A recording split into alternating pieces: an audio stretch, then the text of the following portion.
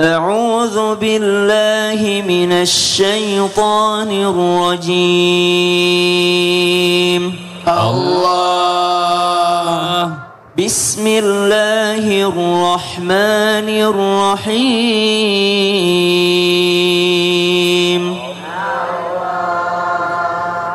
وعنده مفاتح الغيب لا يعلمها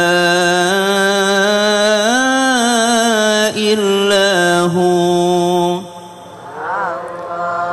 ويعلم ما في البر والبحر وما تسقط من ورقة إلا يعلمها ولا حبة في ظلمات الأرض ولا حبة في ظلمات الأرض ولا رطب ولا يابس إلا في كتاب مبين صدق الله العظيم. Aku berlindung kepada Allah dari godaan syaitan yang terkutuk dengan menyebut nama Allah yang maha pengasih lagi maha penyayang. Dan kunci-kunci semua yang gaib ada padanya. Tidak ada yang mengetahui selain Dia. Dia mengetahui apa yang ada di darat dan di laut. Tidak ada sehelai daun pun yang gugur yang tidak diketahuinya. Tidak ada sebutir biji pun dalam kegelapan bumi, dan tidak pula sesuatu yang basah atau yang kering yang tidak tertulis dalam kitab yang nyata, Lauh Mahfuz. Maha benar Allah dengan segala firman-Nya. Allahumma arhamna bil Quran. Jazakallah khair. Terima kasih Mas Fadli yang telah membacakan kita daripada terjemahan surah Al-An'am ayat 59 tabi guru Ustaz Maulana Habib Utsman, para alim ulama yang dimuliakan Allah Subhanahu wa taala, agar para istri semakin meyakini bahwa orang yang berada di tempat tidurmu itu, orang yang serumah denganmu itu, laki-laki asing yang telah menikahimu itu sudah dicatat dalam catatannya Allah Subhanahu wa taala pada Lauhim Mahfuznya Allah Subhanahu wa taala, sehingga mau tidak mau jikalau ada kekurangan berusaha disempurnakan, jikalau ada yang terlalaikan berusaha saling mengingatkan, tawasau bil haqqi wa tawasau bis sabar, bukan malah dibanding-bandingkan. Jadi kalau pertanyaannya apakah salah jika seorang istri mulai membanding-bandingkan suaminya yang cuek dengan suami orang lain? Nabi sallallahu alaihi wasallam mengingatkan kita untuk membandingkan diri kita. Kalau hal duniawi bandingkan kepada yang lebih di bawah, tapi kalau hal ukhrawi bandingkan dengan yang lebih di atas. Kalau membandingkannya sesuai dengan tuntunannya Nabi sallallahu alaihi wasallam, silahkan. Pak, lihat tuh suaminya Masya Allah rajin sekali puasa sunnah. Lihat tuh suaminya tetangga Masya Allah tidak pernah terlambat ke masjid. Lihat tuh tetangga ini subhanallah. Kalau membandingkannya urusan ukhrawi supaya makin baik akhiratnya, insya Allah tidak ada masalah. Tapi kalau dibandingkan masalah duniawi, berarti keluar daripada syariat. Wallahu ta'ala. Terima kasih banyak Ustaz Syam. Tepuk tangan buat Ustaz Syam. Jamaah, dikasih nafkah sama suami Bu, dikasih uang belanja, uang nafkah mau belanja sama enggak? Sama. Masya Allah. Coba kita nonton video dulu nih ya, tentang nafkah istri berbeda dengan uang belanja. Ini dia tayangannya nih. Mana tepuk tangannya Bu? Ibu mau nggak dikasih uang nafkah mau belanja beda? Mau duit gitu loh. Siapa sih yang nggak mau? Bib nih sini tanya nih ya. Ada suami yang memang membiarkan istrinya mengatur keuangan. Banyak yang kayak gitu ya. Ada juga yang enggak, Bib. Tapi bagaimana kalau suami cuek, terus dia nggak mau peduli mengenai uang belanja, uang jajan istri, uang makeup istri, uang ke salon istri, uang beli baju istri. Wah, pokoknya semua deh macam-macam deh. Nah, itu bagaimana mau izin penjelasannya, Bib? Tepuk tangan buat Habib Usman. Ya akhir Mufadli Ustaz Maulana Ustaz Syam. Bismillahirrahmanirrahim. Allahumma salli ala sayyidina Muhammad wa ala ali sayyidina Muhammad wa rizquhunna wa kiswatuhunna bil ma'ruf. Ingat bahwasanya wajib bagi seorang suami untuk memberikan rizkinya ataupun nafkahnya ataupun hartanya, pakaiannya, tempat tinggalnya terhadap siapa? Terhadap istrinya. Jadi merupakan kewajiban yang harus dilakukan oleh suami, tempat tinggalnya, nafkahnya, lahir dan batinnya, dan tentunya pakaiannya. Apabila seorang suami pelit, medit, bakhil, koret, apalagi tuh. Nah, intinya apa? Intinya adalah dia tidak mau memberikan rezekinya kepada istrinya, maka boleh diambil. Hadisnya Rasulullah Sallallahu Alaihi Wasallam kepada Hindun bilang apa? Khudh, ambillah, yakfi, secukupnya. Bukan buat kepentingan yang lain, tapi kepentingan untuk apa? Makannya, keperluan sekolahnya, anaknya, keperluan rumah tangganya, yang primer, yang wajib-wajibnya, boleh diambil. Boleh diambil. Bukan buat beli gelang, bukan buat beli kalung, mau beli apa lagi? Nggak boleh itu, nggak boleh. Yang boleh adalah kebutuhan pokok, boleh. Nah, tentunya bagi seorang suami yang pelit, yang medit, rezeki kalian susah. Rezeki kalian kalau mau lancar, kasih kepada istri kalian. Sedekah terbaik seorang suami adalah terhadap istrinya, bukan ke fakir, bukan ke miskin, bukan ke anak yatim, tapi ke istrinya terlebih dahulu. Ketika dia memberikan, ini adalah sedekah terbaik. Ini adalah sedekah yang terbaik. Oleh karena itu, kalau mau rezekinya banyak, rezekinya berkah, kasihlah istrimu, kasihlah orang tuamu, berikanlah kebahagiaan di dalam rumah tanggamu, kasihlah uang terhadap anak-anakmu. Ini sedekah terbaikmu, sehingga mendatangkan kebaikan dan keridhoannya Allah Subhanahu wa taala. Dan ketika memiliki suami yang cuek, suami yang cuek, udah dikasih duitnya, udah dikasih buat belanjanya, atur sendiri sama istrinya. Jangan bikin pusing lagi. Jangan bikin pusing. Udah, kerjain apa yang harus dikerjakan, jangan boros, jangan mubazir, jangan kalian membuang-buang uangnya untuk keperluan pribadi ataupun keperluan yang tidak perlu, yang menjadikan sebuah sampah di rumah. Jangan. Yang penting-pentingnya aja. Yang penting-pentingnya kalian atur yang baik. Maka ini adalah bentuk apa? Bentuk penghormatan antara istri terhadap suaminya dan kebaikan antara istri terhadap suaminya, dan membuat senang suaminya. Karena apa? Memanfaatkan uang yang ada untuk kepentingan keluarganya, dan ketika ada lebihnya ditabung. Ketika ada lebihnya ditabung untuk bulan depan, untuk 2 bulan lagi, untuk anak besar, untuk masuk sekolahnya, dan lain sebagainya. Ini adalah apa? Ini adalah dikatakan bahwasanya istri tersebut menjaga uang suaminya dan juga menjaga rumah tangganya dengan kebaikan. Sehingga apa? Sehingga akan disayang lagi sama suami, makin betah lagi ngasih ke sama istrinya. Betul gak? Betul dong. Makasih banyak, Bib. Tepuk tangan buat Habib Usman. Bu, Ibu, kalau suaminya dimanja-manja pasti bapak ngeluarin duitnya lebih banyak ya Pak ya?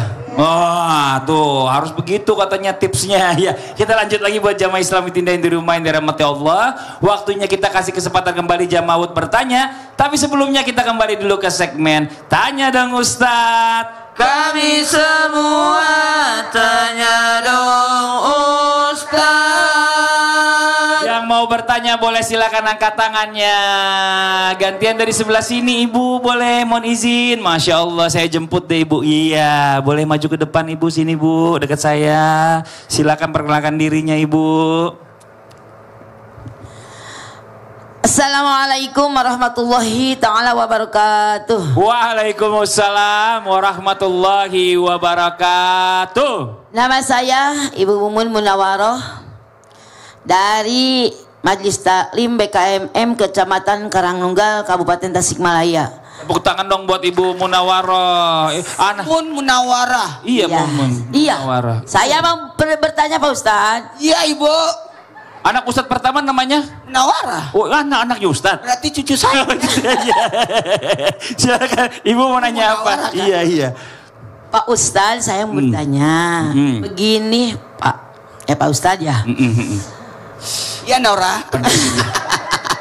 Ya, agak Saya lelah menghadapi sikap suami yang cuek. yang cuek tuh. Iya. Bu, Kan Ibu kan? bukan. Orang lain yang lelah kan? Iya, semuanya. Tapi bagaimana jika istri memilih untuk selingkuh karena suaminya terlalu cuek? Cuek Iya. tuh. Makanya. Sedangkan perempuan itu mau dimanja. Nah, Pak Ustadz. makanya kalau jadi suami jangan terlalu cuek. Entar istrinya selingkuh. Nauzubillah min dzalik. Ya Allah. Itu aja Ibu. Ya, begitu Pak Iya. Ustadz. Karena Ibu bertanyanya dengan tangan di belakang, itu namanya kata perintah. Iya. Ya. Itu ya. Iya. Assalamualaikum warahmatullahi taala wabarakatuh. Waalaikumsalam warahmatullahi wabarakatuh. Tepuk tangan buat Ibu Mumun Munawaroh. Silakan dijawab Ustadz Maulana. Habib dan Ustaz Sam. Mohon maaf, tanpa menggurui hanya mengingatkan. Jangan pernah, dengerin. Jangan pernah Iya. membersihkan kotoran dengan kotoran. Bersihkanlah sesuatu yang buruk dengan kebaikan sehingga sadar akan kebaikan itu sendiri. Jangan ini. Jangan pernah ada kepikiran akan kubalas dia selingkuh, aku selingkuh. Itu salah besar. Harusnya balaslah keburukan dengan kebaikan supaya mereka tahu atas keburukan yang dilakukan. Mohon maaf tanpa menggurui, kita tidak tahu apakah dia selingkuh disebabkan karena digoda. Bisa jadi dia digoda, atau bisa jadi dia dipelet, betul tidak? Bisa jadi dia kepepet. Bisa jadi karena fitnah doang. Ini harus diklarifikasi. Apa? Iya, klarifikasi. Harus diklarifikasi. Apa, Bu? Klarifikasi. Diklarifikasi dulu. Mohon maaf tanpa menggurui hanya mengingatkan. Maka disinilah pentingnya agama. Disinilah pentingnya mendekatkan diri kepada Allah. Disinilah pentingnya bermajelis. Disinilah pentingnya punya guru. Disinilah pentingnya punya penasihat agama. Disinilah pentingnya kita punya dalam artian lingkungan yang positif, yang mengarahkan, mengingatkan kita kalau kita lupa. Sadar nggak? Ketika kita menghadapi seperti ini, harusnya dekatkan diri kepada Allah, minta tolongnya kepada Allah, doakan suami, ingat doakan pasangan supaya diberi hidayah untuk balik dan sadar akan perlakuannya. Ingat ya, mohon maaf, laki-laki yang selingkuh, nauzubillah ya, ulangi, nauzubillah. Mungkin bisa jadi dia bisa tobat dengan cara menikahinya supaya jadi halal, betul tidak? Tapi kalau wanita yang selingkuh, tidak ada maaf bagimu, karena itu merusak. Jadi mohon maaf, pertanyaan Ibu adalah mengingatkan kita supaya jangan melakukan pembalasan keburukan atas keburukan. Jadi tetap lakukan kalau seandainya dikasih hal yang buruk, balaslah dengan yang baik. Yang baik, insya Allah. Maka jalilah silaturahmi yang terputus. Masya Allah. Dermawalah kepada yang pelit. Seperti itu. Oh iya, Masya Allah. Makasih banyak Ustadz Maulana. Tepuk tangan buat Ustadz Maulana. Kita lanjut lagi, yang mau bertanya berikutnya boleh silakan angkat tangannya. Dari sebelah sini satu lagi boleh, Ibu izin. Ibu sama siapa ke sini? Sama siapa ke sini? Sama suami. Ya udah ajak juga sekalian yuk suaminya. Yuk kita ajak ke sini. Siapa suruh datang ke sini bawa suami? Ya. Iya, silakan Ibu perkenalkan dirinya. Assalamualaikum warahmatullahi wabarakatuh. Waalaikumsalam warahmatullahi wabarakatuh. Nama saya Oot Khotimah dari Majelis Taklim BKMM Kecamatan Karangnunggal, Kabupaten Tasikmalaya. Tepuk tangan dong buat Ibu Khotimah. Ya. Curhat Pak Ustadz. Boleh, Ibu mau nanya sama siapa dulu? Mau sama Ustadz Syam. Ustadz Syam, ya udah nggak Coba apa-apa. dekati bapak Iya, ini aja. siap. Soalnya dia pakai sepatu baru. Oh iya benar-benar. Buat syuting ini baru beli. Curhat Pak Ustadz. Ayo Bu silahkan. Ibu silakan Bu. Curhat atau bertanya? Ya, saya mau bertanya. Iya. Iya. Gini Pak Ustadz ya.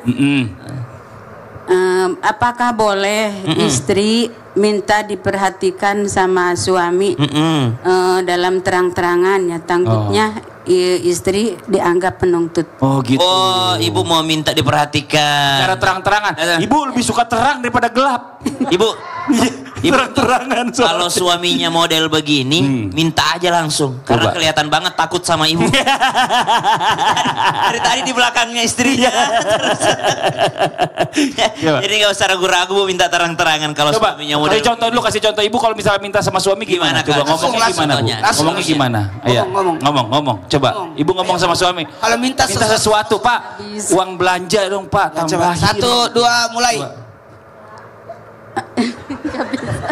Ya enggak, Ibu kalau minta uang belanja gimana? Pak, uang belanja. Oh, tidak minta uang belanja. Oh, Ibu yang ngasih Bapak uang belanja? Iya, nggak pernah minta. Oh, enggak pernah minta. Ibu duitnya dari mana? Ya saya dikasih aja gitu sama. Oh, enggak pernah minta. Oh, Tangan dulu dong. Bapak menangis loh. Iya. Saking takutnya bagaimana sih Pak? Kenapa bapak menangis? Iya. Yuk, kita anterin pulang yuk. Kenapa menangis pak? Seru. Seru. Terharu. Terharu. Ternyata istrinya sampai detik ini nggak pernah minta. Nggak pernah minta. Karena suami yang baik itu berilah sebelum dia minta. Iya. Tanya dulu dong, emang suaminya Ibu perhatian atau suaminya cuek? Ya perhatian. Oh, perhatian. Oh, tepuk tangan dong. Tepuk tangan buat Ibu Ot. Nangis. Makasih banyak. Yuk kita anterin. Ya Allah dia nangis loh, Masya Allah beneran. Mbak Ibu, suaminya kan suka diomelin. Silakan Ustaz Syam. Baik, bismillahirrahmanirrahim. Terima kasih Ibu, Bapak, Tapi Guru kami Ustaz Maulana Habib Mas Fadli, para alim ulama yang dilakukan Allah Subhanahu wa taala. Bolehkah seorang istri meminta perhatian secara terang-terangan kepada suami takutnya dianggap menuntut? Jawabannya boleh. Kenapa? Karena jangan sampai ada kesempatan bagi jin dasim ataupun setan menggoda rumah tangga yang mana rumah tangga tersebut tidak bagus cara komunikasinya. Ibu tahu nggak Bu, sebelum Rasulullah Sallallahu Alaihi Wasallam diangkat menjadi Rasul, itu Nabi dikasih kurikulum apa sama Allah? Dikasih pembelajaran berdagang. Apa sih yang dipelajari dari berdagang itu? Komunikasi.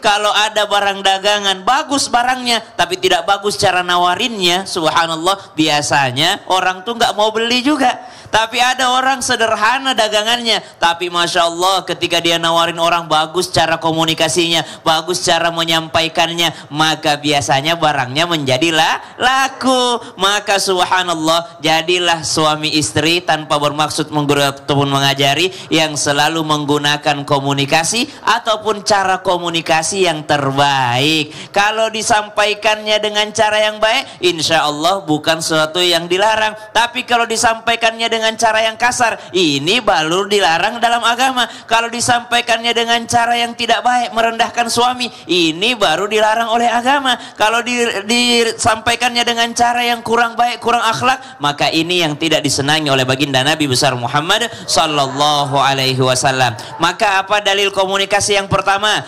Ittaqullaha wa qulu qawlan sadida. Dalil komunikasi yang pertama dalam Al-Quran, ucapkan perkataan yang benar. Jadi harus benar dulu Bu.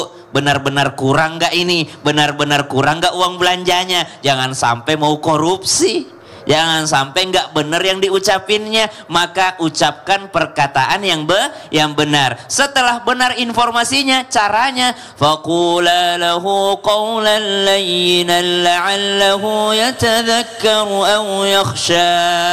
Cara menyampaikannya dengan cara yang lemah lembut. Ketika Nabi Musa alaihi salam dan Nabi Harun alaihi salam hendak untuk mendakwahi Firaun, maka diperintahkan sama Allah untuk berkata perkataan yang lembut. Kenapa lembut? Karena menghadapi yang keras jangan sampai dengan kekerasan juga, tapi hadapilah dengan sesuatu yang lembut. Itulah perintah Allah kepada Nabi Musa dan Nabi Harun alaihissalam. Kemudian perkataan apa lagi cara komunikasi kalau ada dalam Al-Quran? Qaulan karima, cara komunikasi yang memuliakan lawan bicara. Bagaimana cara memuliakan? Di antaranya jangan membanding-bandingkan. Tahu nggak Bu, kenapa orang biasanya membanding-bandingkan? Karena kadangkala rusaknya hati itu melalui mata. Kalau mata selalu melihat nikmatnya orang lain, maka itu bisa merusak hati. Sehingga sebenarnya suaminya baik, sebenarnya suaminya perhatian, tapi matanya selalu melihat suami orang di sosial media, matanya selalu melihat suami orang di rumah sebelah, matanya selalu membanding-bandingkan suami dia dengan suami orang lain, sehingga rusaklah hatinya. Sedangkan cinta itu, kasih sayang itu adanya di hati. Jadi kalau keseringan melihat yang lain, subhanallah, bisa menjadikan cinta itu bisa memudar. Bolehkah seorang istri menuntut kepada suaminya? Jawabannya boleh, dalam rangka mengingatkan kewajiban. Jawabannya boleh dalam rangka tawasau bil haqqi wa tawasau bis sabar. Jawabannya boleh dalam rangka apa? Dalam rangka saling tolong menolong. Wa ta'awanu 'alal birri wat taqwa wa la ta'awanu 'alal itsmi wal 'udwan. Saling mengingatkanlah ataupun saling berlomba-lombalah dalam kebaikan dan ketakwaan, jangan dalam keburukan dan dosa. Masya Allah. Jadi gak boleh juga ngiri-ngiri sama suami orang segala macem, padahal belum tentu suami orang itu bagus beneran. Kadang-kadang kalau yang ditampilin di sosial media itu pencitraan, bener ya Ustaz Syam ya? Kan butuh like, jadi yang bagus-bagus aja yang dia. Masya Allah. Oke, nanti kita lanjut lagi pembahasan kita buat yang di rumah. Sama-sama sekarang kita simak lagu Indonesia Raya. Jamaah, oh jamaah, alhamdulillah. Mana tepuk tangannya dong? Kita lanjut lagi, kita panggil guru kita Ustadz Maulana. Wah, Ustadz Maulana izin nih. Ya, yang namanya tipe suami ini macam-macam, beda-beda. Ada orang yang perhatian, yang bentar-bentar istrinya pergi dicariin. Tapi ada juga ya, yang suaminya yang cuek. Bahkan saking cueknya, dia nggak peduli tuh istrinya pergi kemana, ditanyain juga enggak. Pulang jam berapa nggak ditanyain juga. Yang begitu. Iya, terus dia bergaul istrinya sama siapa aja, silakan aja. Ada yang begitu. Terus ada yang begitu. Ada. Pertanyaannya, emang bener ya kalau kayak gitu? Artinya rasa cinta suami jangan-jangan udah hilang. Nah, kok kemana ini? Pak, sini Pak. Sama istrinya. Istrinya bawa Pak. Ya Allah. Ini beda banget sama yang tadi ya. Oh, maksudnya? Kalau ini suaminya lebih berkuasa, ya, kelihatannya. Yang paling dominan ngobrol di rumah siapa? Ibu atau bapak? Paling cerewet. Sama-sama. Nggak bisa tidur dong. Mau tidur. Hah? Kalau bicara ya. Diam, istri cerita. Kalau saya cerita, istri diam. Sekarang tinggal berdua. Ya. Anak-anak udah gede semua. Satu lagi pesantren di Miftahul Huda. Masya Allah, tabarakallah. Ibu, apa yang paling menarik dari sosok bapak? Yang menarik dari bapak apa Bu? Ayo Bu. Apa Bu? Yang menarik dari bapak? Dari sosok bapak. Iya. Yang baik dari sosok bapak. Kelebihannya bapak, baiknya bapak. Ayo Bu.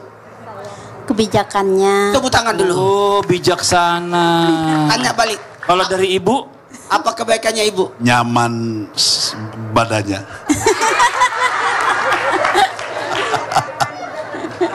Ya. Udah. Bapak genit. Tepuk tangan dong, Masya Allah, makasih banyak. Bapak Ibu boleh kembali lagi. Iya, romantis bapaknya. Romantis maksudnya, cuma bahasanya begitu. Iya. Buat semuanya, jangan pernah cari kekurangan pasangan. Yang paling bagus, tanyakan apa kelebihan pasangan. Betul tidak? Jamaah. Karena yang kau nikahi bukan malaikat. Iya. Dia banyak keburukannya, tapi dia bukan setan. Betul tidak? Jadi pembelajaran buat kita, kalau ada suami yang super cuek, dia tidak pernah perhatian istrinya mau kemana, tanamkan sisi positif, berarti suamiku percaya sama saya. Itu aja dulu. Dari sisi perempuan ya, yakini bahwa suami sangat percaya sama ibu. Tapi sebaliknya, laki-laki harus diingatkan, jangan sampai terlalu cuek, jangan sampai tergolong ad-dayus. Laki-laki yang tidak ada kecemburuan, giraknya kepada istri, mau kemana, tidak ditanyain kapan pulang, dengan siapa dia jalan. Hati-hati, jangan sampai digolongkan ad-dayus, tidak akan mencium baunya surga. Laki-laki yang tidak ada kepedulian. Yang kedua, bahaya laki-laki kalau super cuek. Hati-hati, jangan sampai ada kewajiban yang tidak terpenuhi, baik itu nafkah lahir batinnya, baik itu maaf ya, nafkah lahir batin itu sebenarnya gini, bukan aja makanan tapi perhatian, kasih sayang. Wanita itu butuh perhatian. Iya. Makanya wanita itu paling banyak di mall. Oh, benar juga. Karena di mall ada perhatian. Iya, benar. Sama suka nonton dia, suka nonton di bioskop. Ya. Karena dia juga perhatian. Pintu teater 3 sudah dibuka. Kayaknya ibu-ibu di sini nggak ada yang nonton bioskop. Oh, nggak pernah ya? Layar tancap. Tepuk tangan buat Ustaz Maulana. Masya Allah, makasih banyak. Sini aja Ustaz, sini dulu. Habib boleh maju, Bib, izin Bib. Kita mau kasih kesempatan sekarang jamaah buat curhat ya. Tapi sebelumnya kita masuk dulu ke segmen curhat dong Ustaz. Iya, kami curhat. Yang mau curhat boleh silakan angkat tangannya. Gantian dari sebelah sini sekarang. Oh, ini ibu yang ini. Oh, yang goyang-goyang. Dia beda sendiri. Orang nunjuk dia. Kayak lagi nonton konser. Ibu boleh maju, Bu. Maaf. Punten. Iya. Bukan sini, yang Bu. ibu yang segmen 1 yang tadi ditanya. Iya, tadi saya tanya. Ternyata dia mau curhat, boleh juga. Iya. Ibu silakan perkenalkan dirinya. Assalamualaikum warahmatullahi wabarakatuh. Waalaikumsalam warahmatullahi wabarakatuh. Perkenalkan, nama saya Ibu Sahmini dari BKMM Muslimat Kecamatan Karangnunggal. Tepuk tangan dong buat Ibu Sahmini. Bener nggak Bu? Majelis taklimnya bener ya? Ya, BKMM. Takutnya salah sebut. Iya. BKMM. Tadi bilangnya apa? BKMM Muslimat. Oh, BKMM Muslimat. Sama. Iya Ibu. Ya Allah Ibu. Saya diomelin. Silakan Bu, mau curhat apa? Saya mau curhat Pak Ustadz. Begini ya, pertanyaan saya. Misalkan saya ini punya bapak ya. Iya, misalkan ya. Raja bahasanya dia. Iya. Saya tapi Suka-suka dia ya. Iya. Kan dia yang nanya. Misiro. Iya. terus bapak saya itu nggak pernah sholat ya, nggak pernah ibadah gitu. Terus kan punya anaknya itu istri semua. Bagaimana? Punya anak istri semua. Ya, bapaknya itu nggak pernah Oh, sholat. perempuan semua anaknya. Ya, bagaimanakah hukumnya itu jadi walinya itu bagaimana? Oh, jadi wali sah nggak? Oh, gitu ya. Bapak yang nggak pernah sholat. Iya Bu. Juga. Anak iya. Apa kayak yang jadi walinya itu? Iya Ibu. Iya. Begitu pertanyaan saya. Iya Ibu. Mohon penjelasannya saya mau tanya ke Lagi. Pak Mau tanya lagi kirain. Maulana. Iya. Sama Habib. Ya Ustaz Maulana jawab duluan. Iya, dia paling deket nih. Yang namanya wali yang penting muslim. Yang penting muslim, bukan kafir, bukan beragama Islam. Maka selama dia muslim, maka dia adalah wali. Sah. Kalau dia nggak pernah sholat sama sekali, Mohon maaf, yang penting dia muslim. Itu dulu Bu, yang penting dia muslim. Iya. Ya Allah, ya Rabbi. Yang nggak bisa muslimah dia Bu. Berarti dia perempuan, nggak bisa jadi wali. Iya. Karena ibadah orang ada namanya muslim tapi fasik. Betul tidak? ya. Habib ditambahkan, silakan Bib jawabannya. Bismillahirrahmanirrahim. Allahumma shalli ala sayyidina Muhammad wa ala ali sayyidina Muhammad. Ketika kita memiliki orang tua, ternyata orang tua kita nggak sholat, nggak ibadah, nggak dekat sama Allah, jauh daripada Allah, tidak menjalankan sesuai dengan syariat agama, maka diperbolehkan orang tuanya mewakilkan kepada siapa? Kepada orang yang alim, orang yang soleh, mewakilkan, tapi tetap dengan izin daripada bapaknya. Dan tentunya anak mengingatkan kepada orang tuanya sholat.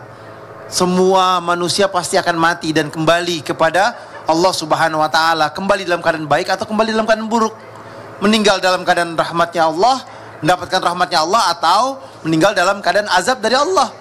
Oleh karena itu, ingatkanlah kepada orang tuamu untuk mendekatkan diri kepada Allah Subhanahu wa taala, sholat. Jadi anak tetap sholat. Bila perlu berjamaah anaknya sholat di rumahnya.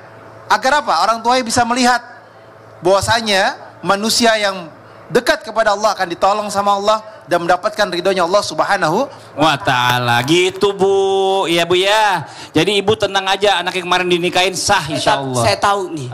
Kenapa ibu ragu sama suaminya? Kenapa? Atau ragu sama laki-laki yang tidak sholat? Kenapa? Takut garaugi. Untuk nikahkan anaknya. Saya nikahkan. Nah makanya nih ya, buat jamaah yang di rumah nih, biar lebih lengkap lagi, jangan pindah channel dulu, karena masih ada lanjutannya lagi setelah yang satu ini. Yang di rumah tetap di Islami Twinda, jamaah, oh jamaah, alhamdulillah.